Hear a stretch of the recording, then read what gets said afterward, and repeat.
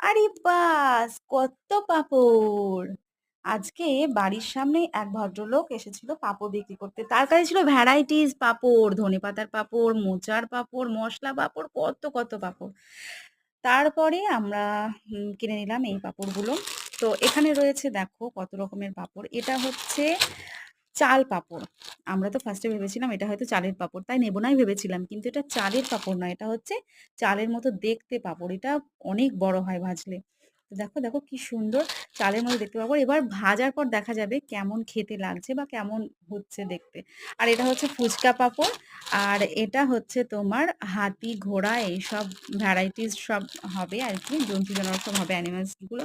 আর এগুলো হচ্ছে লেটার পাঁপড়, ABCD।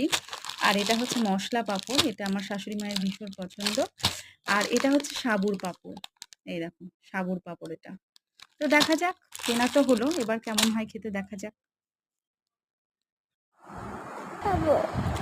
এই দেখো ভাজা হয়ে গেছে সাবুর পাঁপড় আর অ্যানিমেল পাঁপড়টা ভাজা হয়েছে। মেয়ের ডিমান্ডে অ্যানিমেল পাঁপড় ভাজা হয়েছে। ট্রাস্ট মি, সাবুর পাঁপড়টা মারাত্মক খেতে ছিল, দারুণ খেতে ছিল, খুবই টেস্টি। সাবুর পাঁপড়টা ভীষণ টেস্টি আর অ্যানিমেল পাঁপড়টা মোটামুটি।